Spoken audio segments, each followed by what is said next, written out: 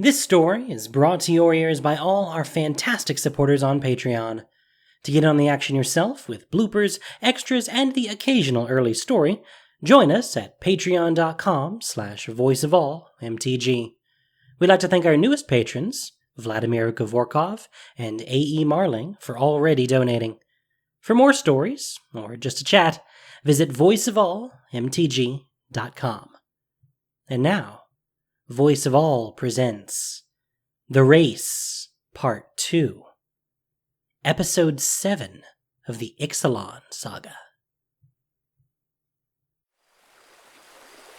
The river was getting too narrow for comfort. Orazca looked over the edge and saw the riverbed less than a body length below.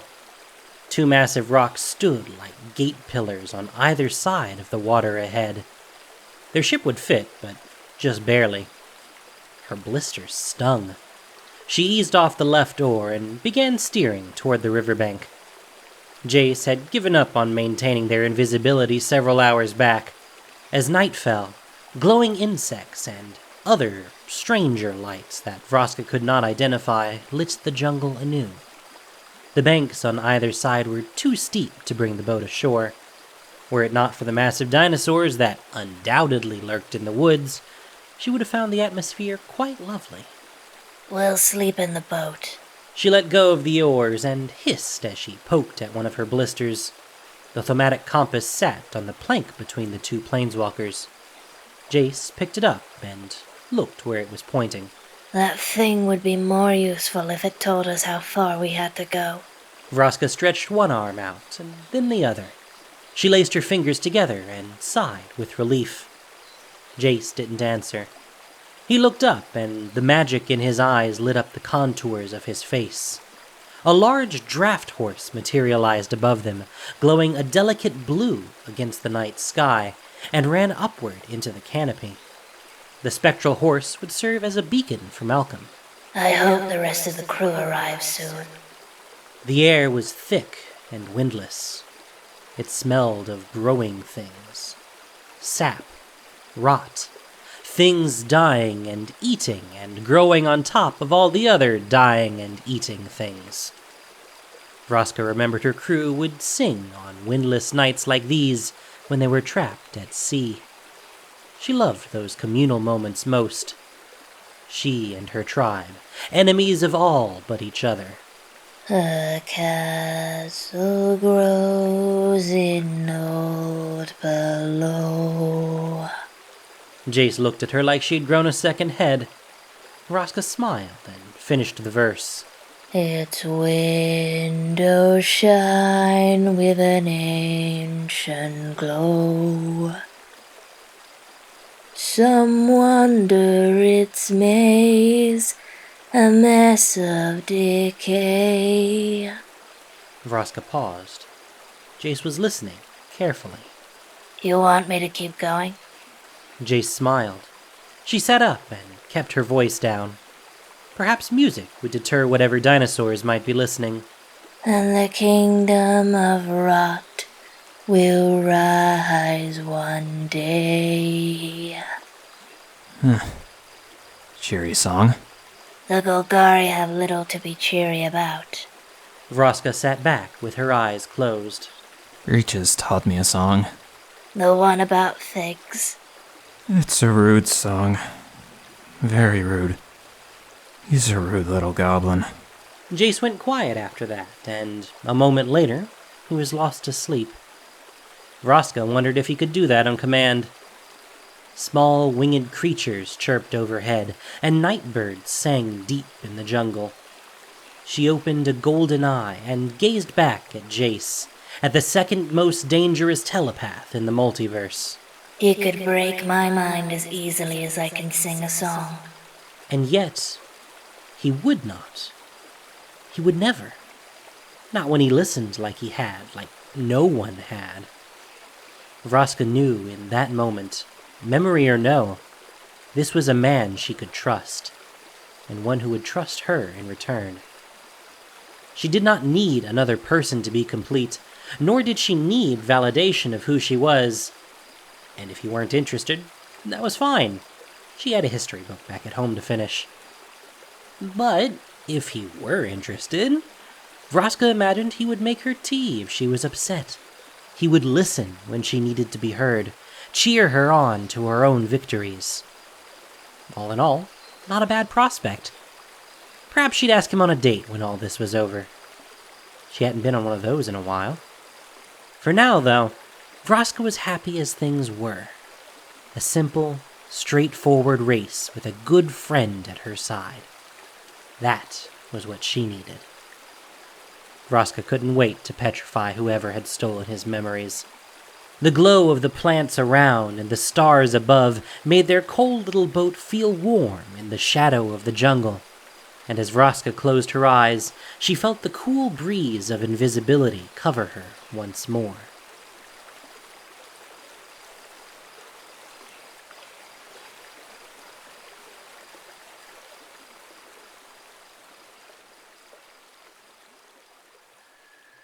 Jace slept soundly after his watch.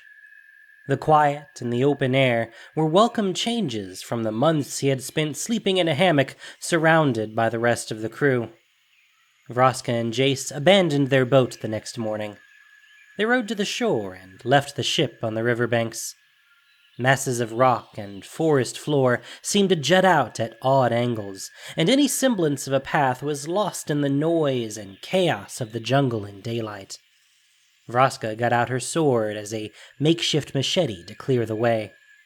Eventually, the two came to a wide, clear path.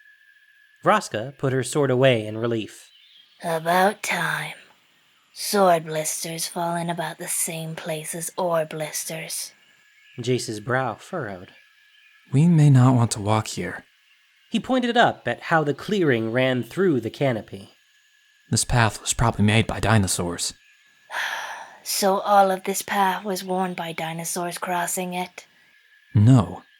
It was cut by dinosaur loggers. Jace shook his head gravely. Don't insult the noble trade of dinosaur forestry. Vraska's laugh was interrupted by an odd smell in the air. A thick cloud of dark smoke suddenly flooded the grove around them. The smoke was cloying, an inky mist with the vague scent of myrrh that enveloped the trees, obscuring what little light broke through the canopy above and turning day suddenly into night. Jace shouted in surprise, then reached out to sense what he could with his mind. Vraska was standing in the center of the path, grappling with a barely visible foe. The mist was too thick for vision. He reached out to the enemy's mind, sensed the spell that was casting the darkness, and pinched it off. The dark smoke dissipated, leaving a conquistador standing exposed. The vampire was snarling, chin covered in crusted blood, and her gold and black armor shone. The sigil of a rose was embossed on her chest plate, and the points of her helmet loomed jagged and sharp over the gorgon. The crust of dried salt on her armor led Jace to believe this was one of the survivors of the other shipwreck. Jace held up a hand and created the illusion of a massive, disorienting storm. Thick rain poured from the canopy above, the vibrant green of the path turned dark, and a clap of thunder sounded overhead. Vraska appeared unfazed, but the vampire was startled. She jumped slightly, but came to just in time to block a strike from Vraska's sword with her armored shoulder. The vampire left her sword sheathed, moved in close, and attacked in a frenzy of kicks and blows. Vraska tried to swing her sword in response, but was interrupted by a sharp jab to her jaw. She began to draw the magic necessary to petrify the vampire. Jace again threw out his hand, reaching for the vampire's mind, but the chaos of the tussle was too much. He was too unpracticed, and a gauntlet landed a blow to his forehead. He fell back to the ground, concentration shattered. The illusory rainstorm vanished, and the dappled sunlight flickered back into view. Jace groggily watched as the vampire reached down to the forest floor and felt around, snagging the Thaumatic Compass from the ground at Jace's feet, and ran into the thick of the jungle.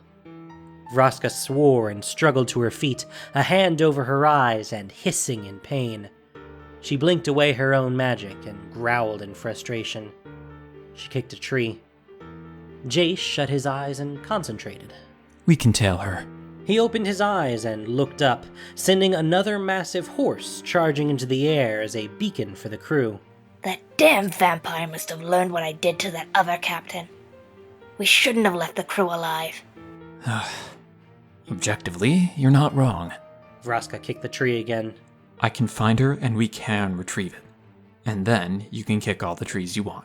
The Gorgon took a deep breath, took a moment, and nodded. She looked at Jace with a slight crease between her brows. Are you sure you can track her? Absolutely certain. Jace closed his eyes and concentrated. He listened for the vampire's mind. What he heard instead was a pair of furious internal monologues. Tishana is too far ahead. How does that elemental move so quickly? Urge left, dodge fine. There, up ahead. Brazen coalition man standing back to us. Is that the green-skinned pirate? Slow and foolish. Typical Sun Empire sloppiness. Green-skinned woman ahead. She is rumored to possess the compass. Follow the illusion, summoning a serpent to fight them off. His eyes snapped open in surprise, and in one fluid motion, Jace whipped around with his arms crossed in front of him. An immense, illusory flying snake crashed into his arms and split on either side of Jace's psychic defense. The source of the illusion was a merfolk standing precariously on the back of a massive elemental. He looked to the source of the other mental voice, a woman wearing steel armor plated with the same feather pattern as the dinosaur she rode. A half-circle blade hung at her side, and her long braid flicked in the air as she barreled toward him. Jace's thought process leapt from idea to conclusion. He held up a hand at the oncoming human. A tingle ran down his neck, and the woman pulled back sharply on her dinosaur's reins. The beast skid to a halt. The woman atop it looked frantically to either side. Where did they go? It's an illusion! The merfolk held out a hand, and vines whipped up from the forest floor to wrap themselves around Jace's legs. He fell to the ground in a heap, and the invisibility he had projected vanished. Vraska stepped out and stood in front of him. Wait! Why are you chasing us? Jace gave himself permission to sweep the surface of the merfolk's mind. The merfolk knows about the compass. The merfolk's fins fanned in surprise and anger. Who are you? Jace stood, and the vines around his feet receded. He took a place by Vraska's side and stared down their opponents. Tishana's elemental readied itself to attack. The merfolk laid a reassuring hand on its side. My name is Tishana, an elder of the River Heralds and protector of Orazca. One of our own heard a fruitful rumor about you, pirate. Jace silently berated himself. That merfolk in the corner at High and Dry had overheard their conversation after all. The knight next to the merfolk straightened her shoulders. I am Huatley of the Sun Empire, warrior poet and vanquisher of interlopers. Jace couldn't help but notice Watley's eye twitch at the words warrior poet. Tishana glared at Vraska. None may possess the city or what lies within it. Hand over the compass or die where you stand. If you insist. Vraska's eyes began to shine with magical intent, but Jace held out a hand to block her gaze. We don't have it. Vraska huffed a noise of frustration and gently moved his hand away from her eyes. She crossed her arms in impatience. The merfolk must have heard him, but her face did not betray her thoughts. Instead, she tilted her head to one side, as if she were listening. Curious, Jace dipped back into the surface of the merfolk's mind. Through some unseen connection, she was sensing an intruder move through the jungle ahead. Her tether to the trees and soil underfoot was delicate, and every step of the intruder left a trail through the rainforest. Experiencing it firsthand was elating. Jace had not known that such power was possible. The merfolk looked to Jace. A vampire is near. Did she take the device from you and abscond? The knight on top of the dinosaur had a subtle amber haze about her, and her dinosaur rumbled a deep growl. Jace began to hear the movement of other dinosaurs around them. He centered his weight and balled his fists. The vampire took the compass from us. Something snapped its jaws in the jungle behind them. Both Orazca and Jace jumped from the noise. The knight smiled and turned her dinosaur to the side. She flashed a winning smile. Thank you for your cooperation. The merfolk swiftly climbed atop her elemental, and the two women bounded into the jungle. As soon as they left, Orazca snapped her head to Jace. Can you track the vampire? Jace nodded, listened briefly for the vampire's mind. He smiled. I can track more than just that. Orazca nodded, and the two of them took off into the thick of the forest. As Jace ran, he sent another signal to the rest of their crew, and the illusory draft horse charged along the same path as its caster below.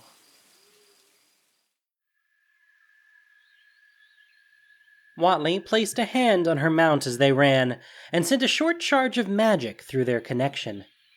A dinosaur perceives through scent what a human sees with their eyes, and years of training had taught Watley how best to communicate with her mount. Find. Blood. Decay. Vampire. The dinosaur sniffed the air, lowered her head for the hunt, and increased her speed. Leaves whipped past, and Watley allowed her eyes to adjust as the branches above began to give way to wider trees with a thinner canopy. Smaller creatures dodged as she passed, and Watley could hear birds and dinosaurs in the canopy above screeching warnings to each other as she and her predator moved below. This may take some time. It took 9 hours. They passed down steep hillsides through empty vales, and at one point they waded their mounts through the shallows of a lake. Every time they got close, the vampire would pull farther ahead, and every time they stopped for breath, they marveled at the tenacity of their foe. She's fast for a dead woman, isn't she? Watley massaged a cramp in her thigh while her dinosaur drank thirstily from the lake. Tishana seemed unimpressed. The intricacies of the universe care not for how quickly the tapestry is made, only the ultimate connecting of its fibers. For the 6th time that day, Watley rolled her eyes. The merfolk and the knights eventually emerged on the other side of the lake. Watley felt the dinosaurs' glee. Their prey was almost within reach. Sure enough, she soon saw a gold-clad figure ahead, leaning against a tree and panting with exhaustion. Let me have her, Tishana! The merfolk slowed her elemental's jog and held back. The dinosaur drew itself closer to the ground for the attack as they approached. The vampire turned her head to see what was approaching, but she didn't have time to respond as the dinosaur opened its jaws and seized her around the waist. The vampire screamed in surprise as Watley's dinosaur tossed her aside into the trunk of a massive tree. Watley dismounted and walked toward the vampire. Her foe was taller than she, and an angry streak of blood stained her collar. What lace poked out from her armor was damp with perspiration, and she had the look of a child who refused to wear anything other than her favorite outfit, no matter how inconvenient it may be. What you lack in blood, you make up for in sweat. Watley landed a kick square in the vampire's chest. The vampire stumbled back into the tree with a breathless grunt. She panted and pulled at the collar of her armor. Watley grinned. What? Were there no jungles in Torazone? Are you uncomfortable? Her eyes lit with an amber glow, and her dinosaur rumbled a low growl. Seize! The dinosaur jolted forward and grabbed the vampire once more with her jaws. The bite was not hard enough to pierce the armor, but it was sufficient to hoist the vampire off the ground. The vampire was flailing in protest, trying to draw her sword while batting and clawing at the dinosaur's thick hide. Shake! The dinosaur shook the vampire up and down, and the conquistador wailed in response. An odd-looking compass flung out of her pocket and hit the ground. Watley kneeled over and picked it up. It was beautiful and elaborate, humming with an energy she could feel through the palm of her hand. Release. The vampire, drenched in spit, hit the ground with a slimy thud. Watley sensed for the nearest meat-eating predator and summoned it with a burst of magic and an invitation. Feast. She felt as the raptor bounded toward her in the jungle. Watley quickly climbed up on her saddle, and her mount took off into the jungle. The greatest warriors of the Sun Empire never killed, but they would never let a hungry beast go without a meal. Watley trotted toward Tishana with a grin on her face. Run before the vampire can catch up. I got the compass. The merfolk smiled in response. Her teeth were like little knives in a well-organized row. Wonderful. Tishana took the compass and looked it over, turning it over in her hands and investigating it as carefully as one would a sacred text. She narrowed her eyes at the object, then gave Watley a sly look. The compass began to emit a pulsing amber light straight ahead. The fins on the side of Tishana's face fluttered, and she closed her eyes. Watley closed her mouth and waited. She knew the River Herald was sensing something she couldn't see. After a moment, the merfolk's eyes fluttered open with an astonished wonder. The end of our peregrination is near. Watley was too excited to roll her eyes this time. Really? It is part of the land around it, yet separate to keep it hidden. It does not move, but the way to it is enchanted to change. Tishana closed her eyes again and pointed. Her finger was parallel to the line of the compass. It is a half-day's travel that way. Then we must not wait. Tishana paused. Her mouth shifted ever so slightly away from Watley. Her eyes darted to the compass. Tishana, we had a deal we would go together. Yes, we did. Watley lunged for the compass, but just as she grabbed it, she was interrupted by the slap of a large flap of canvas covering her face and knocking her off her mount. Watley hit the ground, her body entirely wrapped up in a massive sheet of cloth. She tried to wiggle her way free, but the canvas around her grew tighter. Beyond the fabric, she could hear her dinosaur screech and cry before being suddenly silenced. The silence was broken by the cheers of about a dozen people. The Brazen Coalition. Let her out, Amelia. The fabric lifted Watley back to her feet and spun her around until she was free, stumbling with dizziness from the release. A pirate helmsmage stood with her hands at the ready, and the canvas, did she drag that sail all the way from the beach? Bound itself around Watley's hands. Watley gasped. Her clawfoot was in front of her, crouching for an attack, jaws wide open, and entirely encased in stone. The green-skinned pirate from before ran her hand along the side of the newly petrified statue. She knelt to Watley's level and smiled. I'll be taking that compass back now. The tendrils and vines of the woman's hair writhed in smug pleasure. She took the dropped compass from Watley's feet. How did you catch up to us? The green woman tutted and shook her head. The vampire you were tracking followed the compass in a straight line. Across this terrain, I find that is not terribly effective. It's much easier to find shortcuts with an eye in the sky and a telepath on the ground. The siren behind her preened, and the man in blue very politely bowed his head with a smile. Any other questions? Watley concentrated her fury and channeled as much energy as she could into a spell. Her eyes lit with an amber glow, and from behind her a herd of clawfoot screeched in the jungle. She would never be without a mount in these jungles. As the dinosaurs made their way toward her, the pirates fled in the other direction. Watley wrestled her way out of the ropes and looked for Tishana.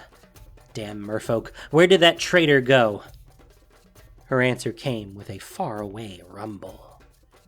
Watley didn't want to wait to find out what it was.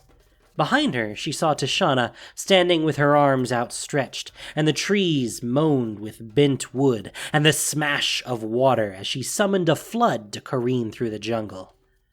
Watley had just enough time to order the dinosaurs away again, and she sighed in relief when Tishana's summoned river rushed past her and toward her fleeing enemies. The pirates screamed and scattered, and Watley could have sworn she saw the green-skinned woman and the man in blue escape. You're on your own, warrior poet.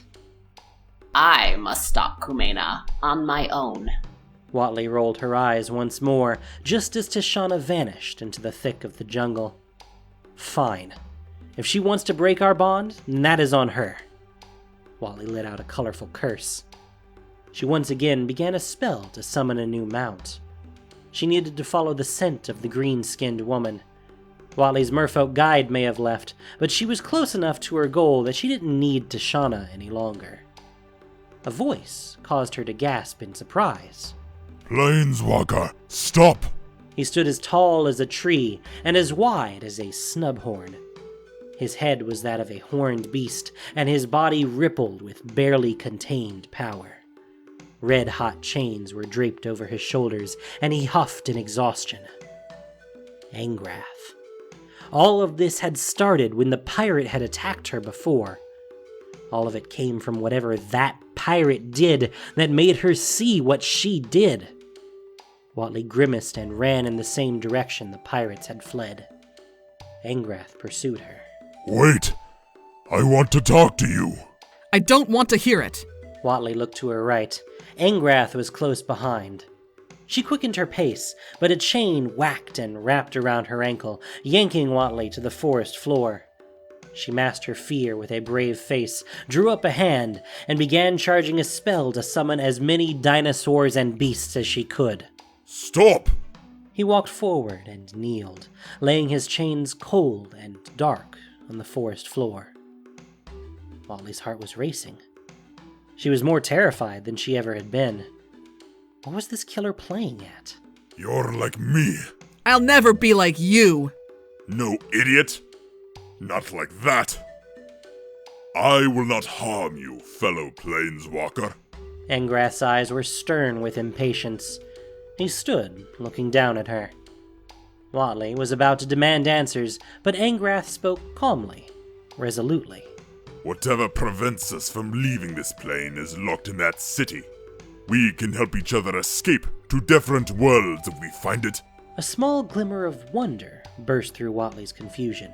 And all we have to do is kill everyone who tries to steal Orazca from our grasp. Watley's hope vanished, and a sick malaise filled her gut. Spectacular.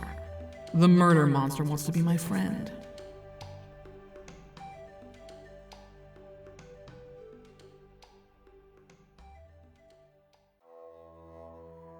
The Thaumatic Compass began to vibrate in Vraska's hand. Her heart leapt as she ran, Jace at her side and her crew at her back. The merfolk's flood had been a smart distraction, but the crew of the belligerent was not so easily washed away. Malcolm flew up and ahead and returned with a gasp. It's on the hills ahead. Keep running. They were so close, so incredibly close. The trees grew differently in this part of Ixalan.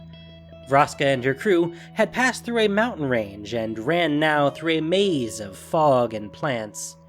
Occasionally, they would run past a tree with beautiful yellow leaves, and in the rocks beside them, veins of precious gold glittered from under the lichen and moss.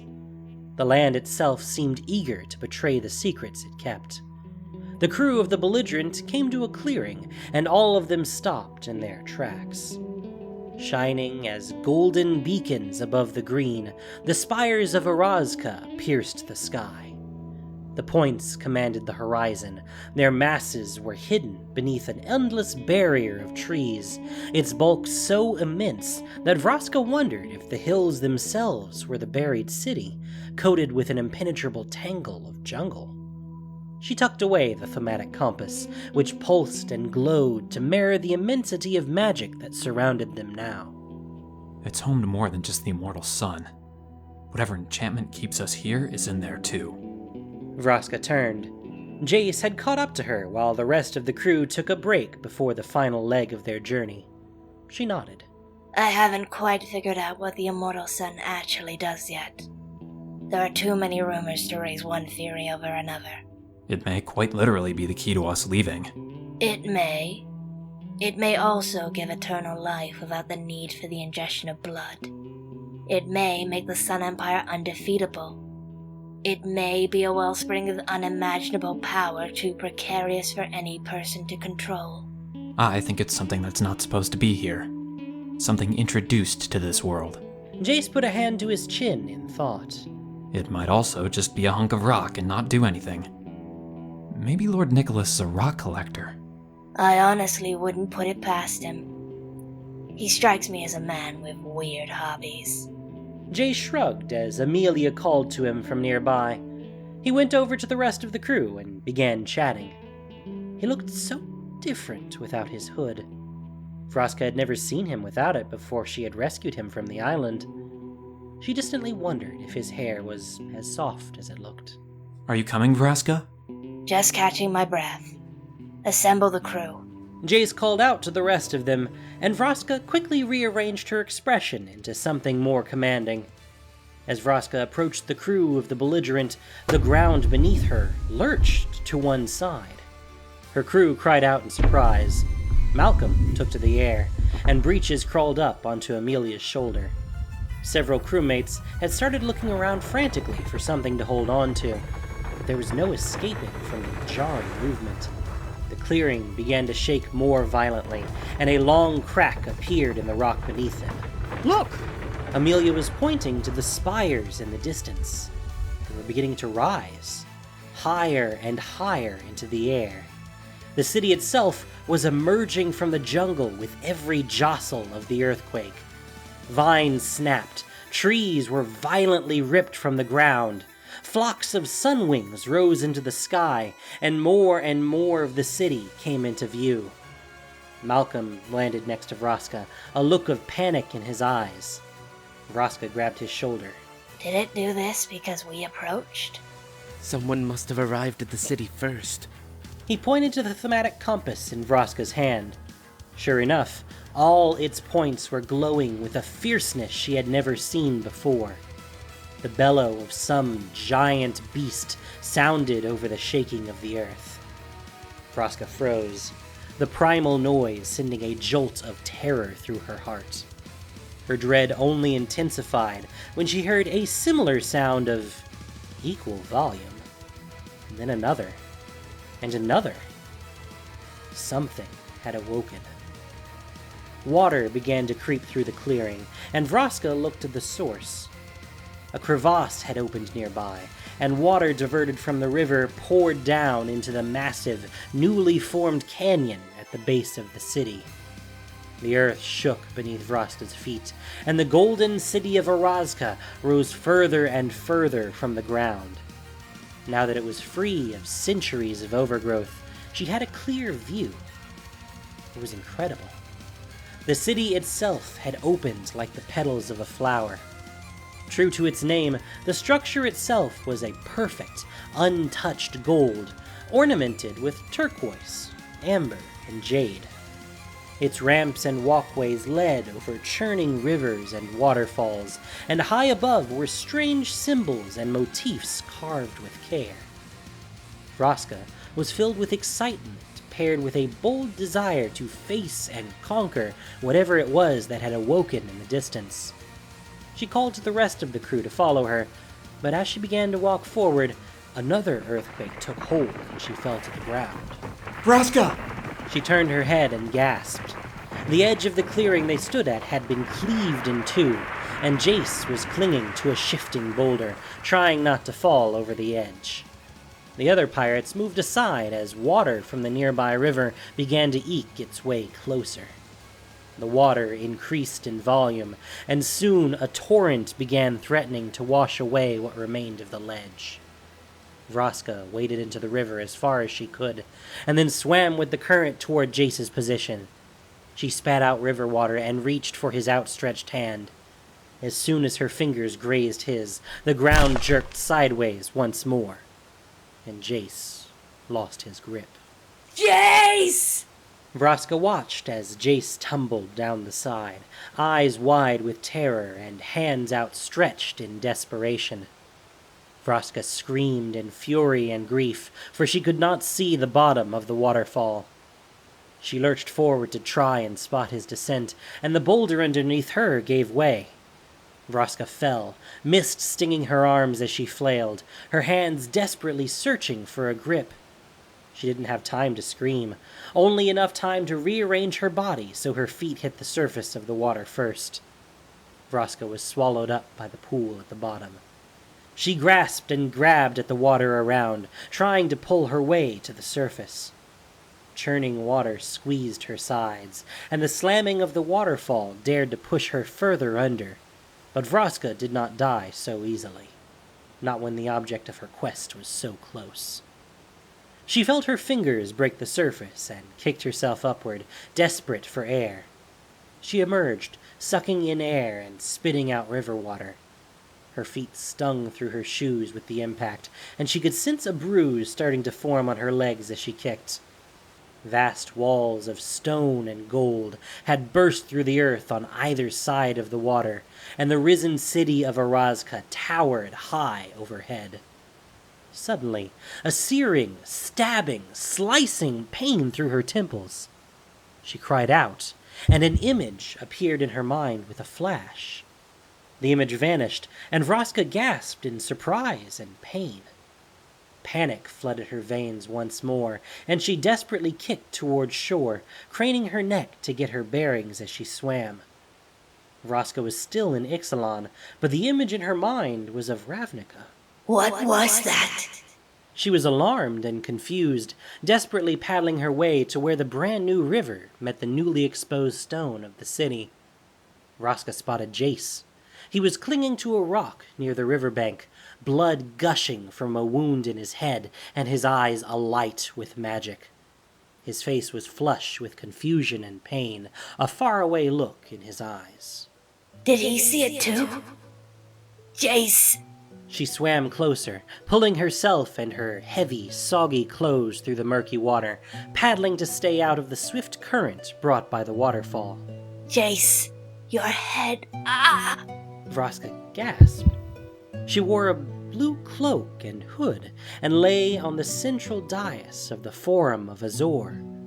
Niv Mizzet, the Parun of the Izzet, was looking down at her, and she could make out the faces of the maze runners from every guild of Ravnica. This is a memory.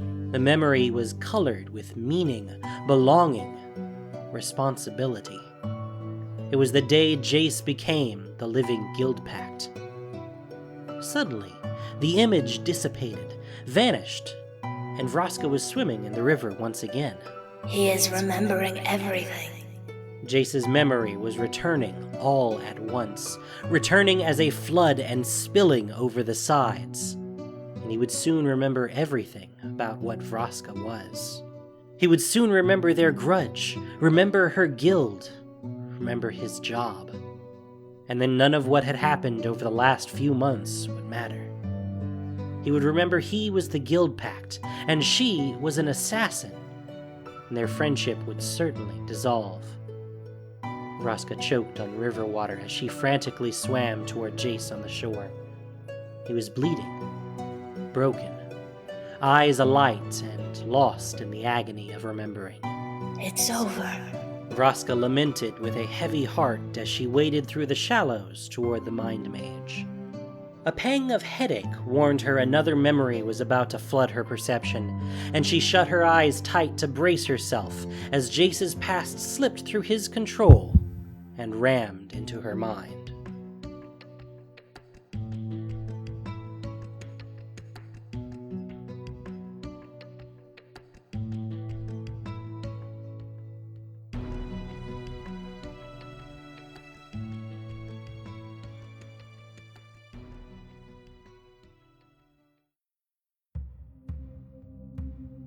Thank you for listening to this production of Voice of All. As listener-supported entertainment, we rely on you, not just for the voices of the characters, but also to keep us going and growing. If you enjoyed what you heard, please support us by rating and reviewing us on iTunes, or following us on SoundCloud, Stitcher, and Google Play, or just plain sharing with your friends. You can also support us financially on Patreon for exclusive perks. The Race, Part 2, was written by the Magic Narrative team. The podcast was produced and edited by Gen Dolkeshi, with sound editing by Grace Noir. This week's story featured the voice talents of Maxie Bridgewood, Isa Martell, Caitlin Buckley, Rachel Shidema, Ryan Yoshitani, Grace Noir, and J.W. Forsyth. Magic the Gathering is copyright Wizards of the Coast. Thank you for listening, and have a great day.